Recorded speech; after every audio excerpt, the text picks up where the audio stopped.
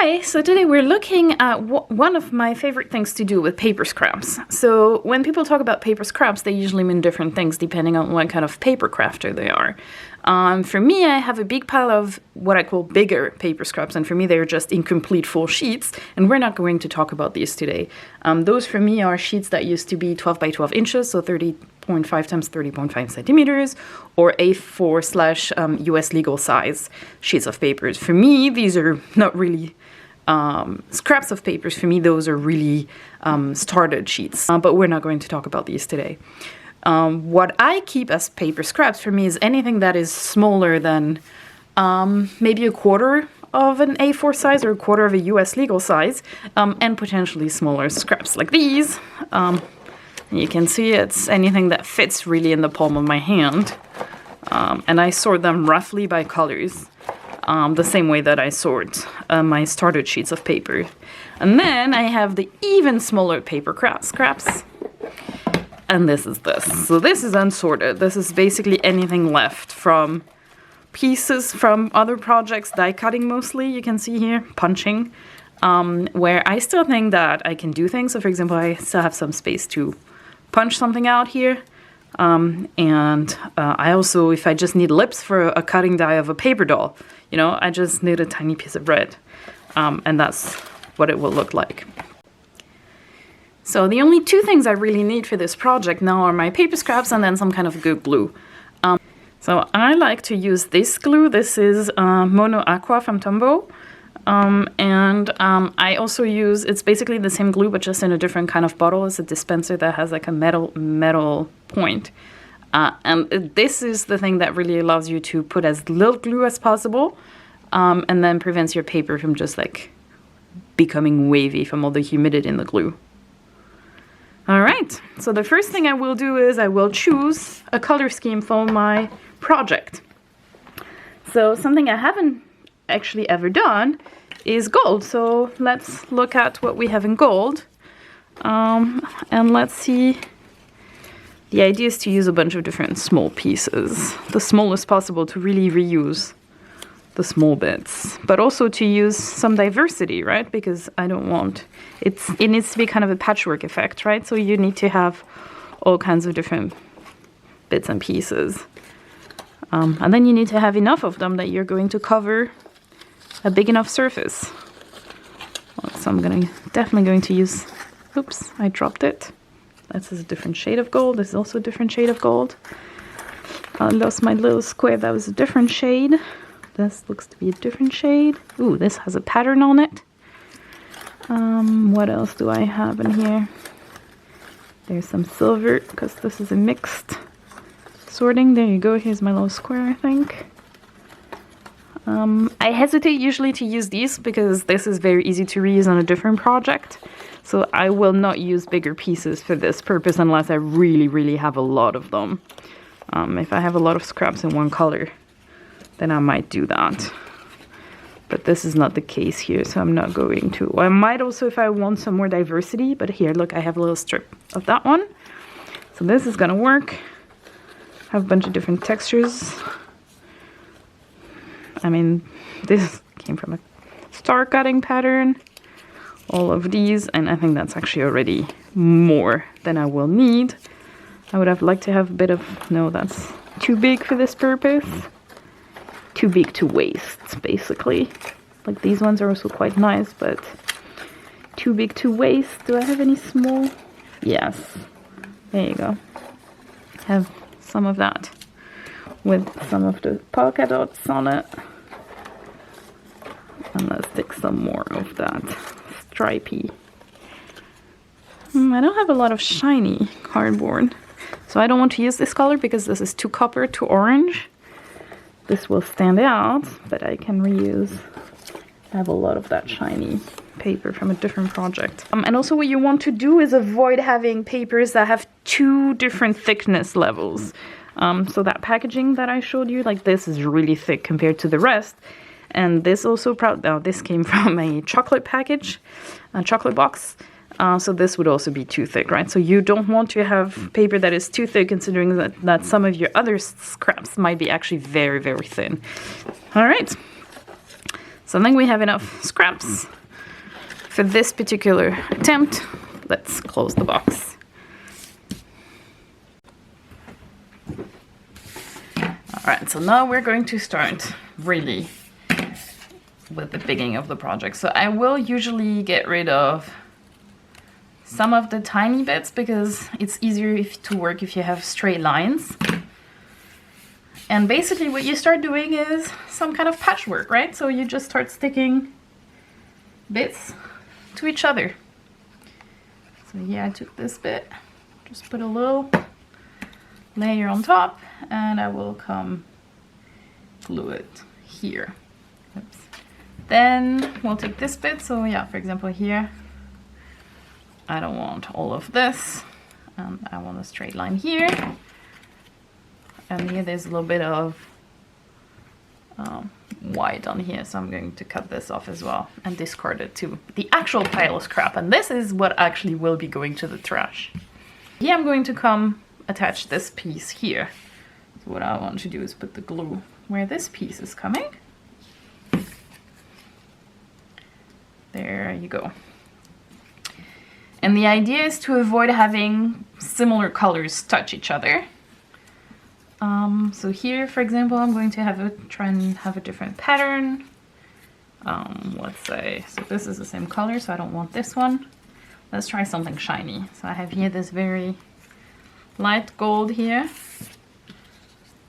So I will come and place it, see where it fits, where it best fits. The idea being always that you're going to fill the gap and reuse as much as you can.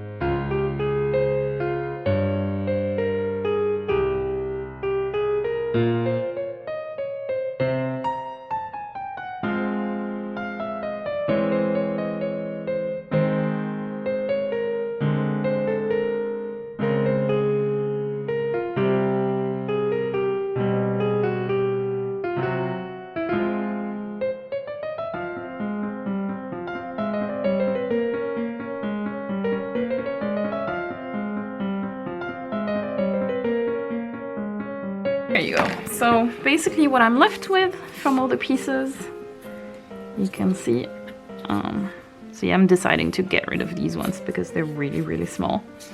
But so basically, this is what I'm reusing, and this is what's going to the trash.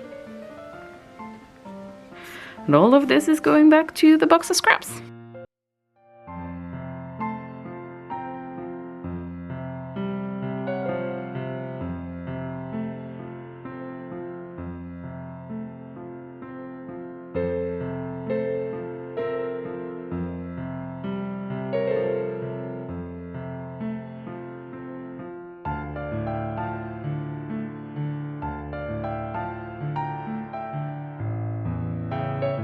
So what you now have is interestingly colorful shapes like these, and they're somehow color-coded, right? They're in the same color scheme.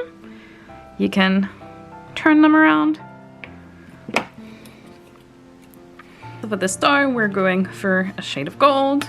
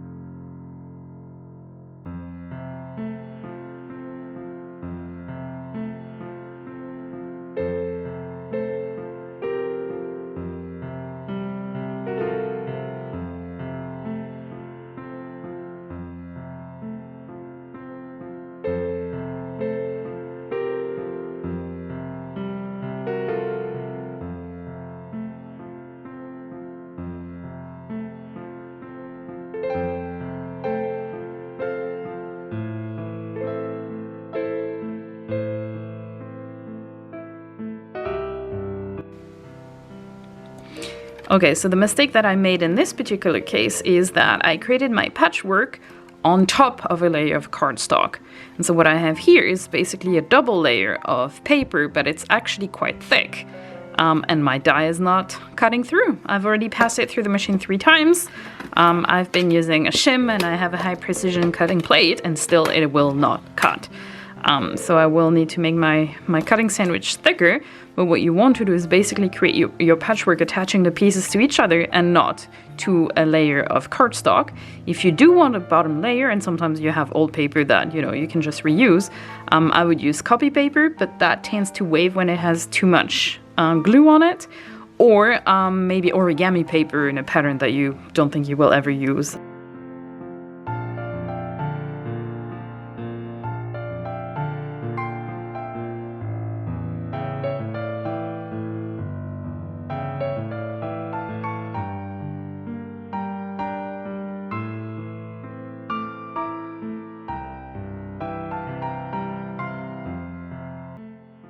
On this picture, you can see examples that I cut in the past where I mixed and matched basically several patchworks in the shades of yellow.